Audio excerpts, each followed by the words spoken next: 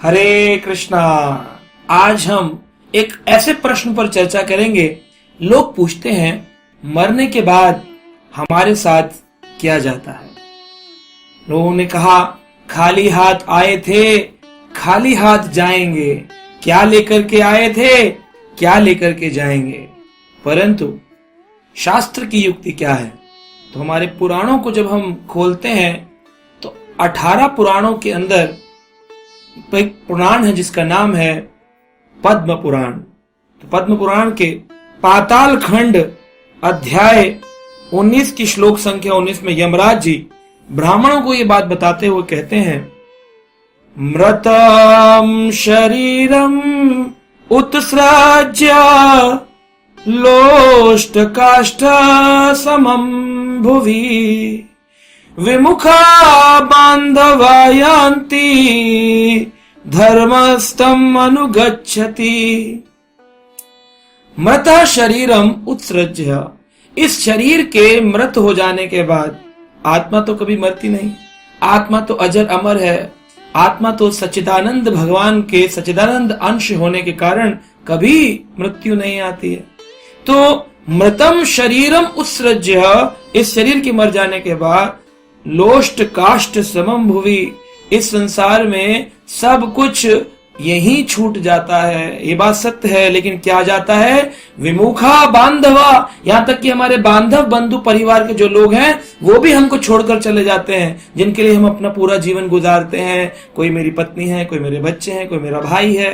कितना हम उनके लिए स्ट्रेस लेते हैं, इतनी मेहनत करते हैं, लेकिन वो भी हमें हमारे शरीर को उठाकर अग्नि पर रखकर चले जाते हैं। तो क्या जाता है हमारे साथ? धर्मानुगच्छति, हमारे साथ किया हुआ धर्म हमारे साथ जाता है, हमारा किया हुआ कर्म हमारे साथ जाता है। तो कर्म और धर्म ये दो चीजें हमारे साथ अगले जन्म में जाती है। इसीलिए जब किसी का जन्म होता है, आदमी कहता है मेरा जन्म गरीब परिवार में हुआ। कैसे हुआ? मेरा जन्म अमीर परिवार में हो, कैसे हुआ? अभी तो उसने कुछ कर्म किए ही नहीं। तो पिछले जन्म में जो उसने कर्म किए, उस कर्म की कैरी फॉरवर्ड होकर के अगला जीवन उसी के कर्म के अनुसार उसको शरीर मिलता है। तो कर्म अगर धर्म के साथ जुड़ा हो तो व्यक्ति का जीवन बहुत सुंदर हो सकता है। और अगर उसने धर्म की पराकाष्ठा भगवान कृष्ण की भक्ति की हो तो उस धर्म के माध्यम से उसको दोबारा इस जन्म मृत्यु के चक्र में नहीं आना पड़ेगा, और उस धर्म के कारण वो भगवान के धाम में प्रवेश करेगा। जैसे साधारण से एक उदाहरण से हम समझना चाहें कि जैसे अगर आप दिल्ली, बॉम्बे या भारत के किसी भी शहर में रहते हैं, तो यहां पर अगर आपको कुछ चीज खरीदनी हो तो यहां पर करेंसी चलती है रुपया, रुपीज। ऐसे ही अगर आप अमेरिका जाएंगे, वहां पर कुछ सामान खरीदना चाहें तो वहां करेंसी चलती है अमेरिकन डॉलर्स। आप जाएंगे दूसरे कंट्रीज में, अगर यूरोप जाते हैं तो यूरोज चलते हैं, सेंट चलता है। अलग अलग देशों में अलग अलग करेंसी चलती है। उसी प्रकार जब हम भगवान के धाम की ओर जाना चाहें, आदमी बोलता है मृत्यु के बाद मोक्ष मिल जाएगा, सबको नहीं मिलता। जिस व्यक्ति ने अपने जीवन काल में धर्म परायण होकर जीवन जिया हो, उस व्यक्ति के अगले जन्म होने से पहले उसको धर्म सपोर्ट करेगा। तो भगवान के धाम के रास्ते में अगर एक पानी की बोतल भी खरीदनी हो कि प्यास लगी है, जीवात्मा पानी पीना चाहती है, तो वहां पर करेंसी कौन सी चलेगी? यूरो नहीं, डॉलर नहीं, रुपया नहीं, वहां कौन सी करेंसी चलती है?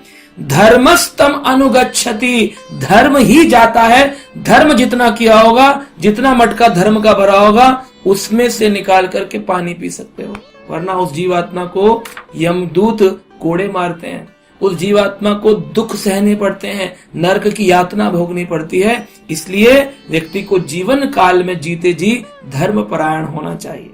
और सबसे सुंदर धर्म है जो बताया गया, भगवान श्री कृष्ण की पूजा करना, भगवान श्री कृष्ण की आराधना करना, उनके नाम का जाप करना।